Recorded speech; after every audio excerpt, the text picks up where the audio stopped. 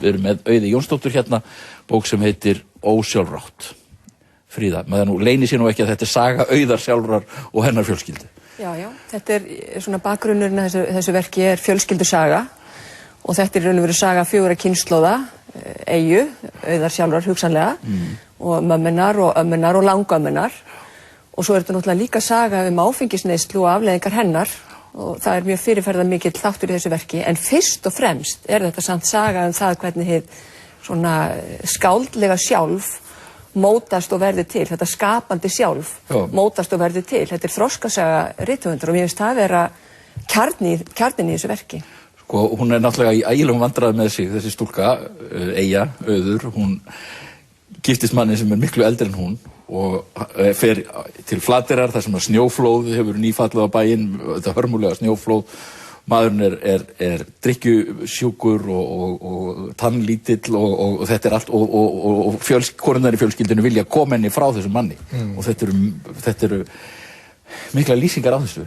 Þetta eru svona tvennar krossgötur í bókinni. Það er annars vegar þetta að konurnar eru að koma Auði, Eyju, úr landi til að bjarga honum frá þessum hræðilega manni sem að náttúrulega ástæðan fyrir hans harmi er náttúrulega má rekja til snjóflóðana á Flateyri.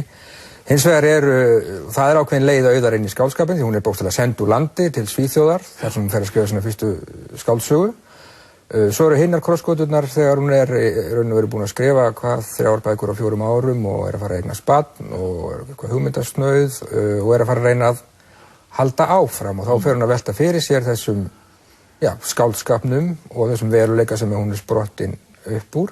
Þessi bók er eiginlega skáldskaparfræði hennar Auðar. Hún er eiginlega að sýna okkur hvernig hún var til sem er rithöfundur, hún er að sýna okkur þá reynslu sem að gerða hann að höfundi, uppeldið hennar að sjálfsögðu, móðir hennar, alkoholismin og allt það í kringum hana, reynslan á Flateyri, þannig hún er að færa okkur inn í það hvernig hún var til sem skáldsagna höfundur og sem skáldsagna persóna og hún gerir þetta afskaplega vel hvernig hún stillir saman skáldskapnum og veruleikanum þannig að hún er einhvern veginn að lifa bókina leið og hún skrifar hana og það er mjög vel gert. En hún gengur býsna nærri sjálfur sér og mömmu sinni og svo náttúrulega þessar við vitum að amman er Auður Laxness og hún kemur þarna fram sem alveg stórkostleg persóna. Auður svona sem einhvern veginn mætir á vettvang til að bjarga fólkinu, er í svona dálítið afneitun en heldur alltaf reisn sinni mjög vel. Já, mér finnst það í raun og veru einkenna verkið sem heild að þó að Auður hefur náttúrulega mjög sérstakan og skemmtilegan stíl. Hún er mikill húmoristi, þetta er mjög fyndin bók á köflum en hún er líka kaldhæðin og svo er hún lýrísk, afskaplega lýrísk og Auði tekst einhvern veginn að afhjúpa þetta fólk og þeirra veikustu hliðar og það eru margar mjög svona andstyggilega hliðar sem við kynnumst á hennar karakterum í þessu verki en samt sem áður þá halda allir sinni mannlegu reisn.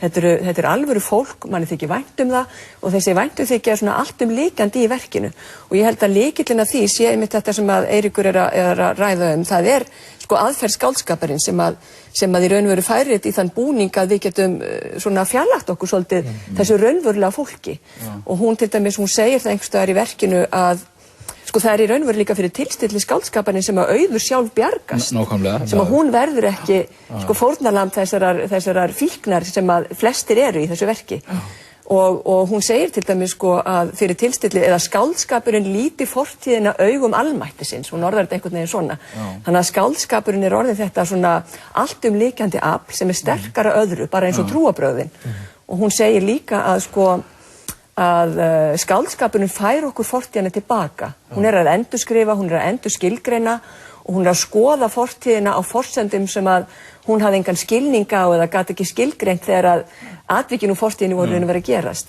Þannig að þetta er svona, hún gerist á mörgum tímaplönum, bókin, og þessi þroski hennar, hann er samofinn skáldskaparferlinu og mér finnst þetta að vera þroskaðasta verk Auðar fram til þess og þetta er alveg örugglega hápunkturinn á hennar skáldferli hinga til.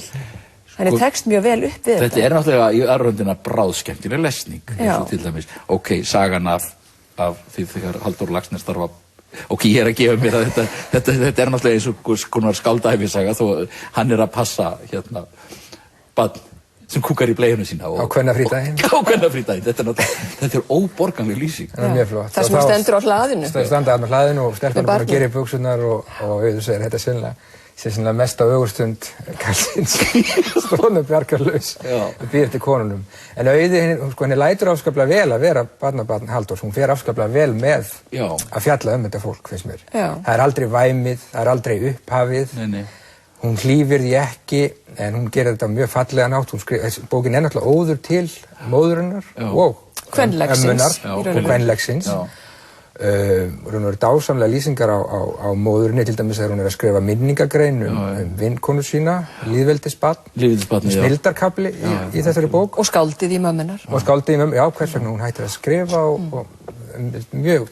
Og hvernig hún flakkar á milli nútíma og fortíðar og hún gerir þetta bráðskemmtilegt verk. Og það er líka dálítið athyglisvert hvernig Auður rekur sína skáldskapargáfu sko í kvenleg, þar að segja ömmu sinnar en ekki afa síns. Þannig að því að flestir myndu svona einhvern veginn álykta að hún hafi strenginn þaðan eða þessa taug, en hún rekur hann annað.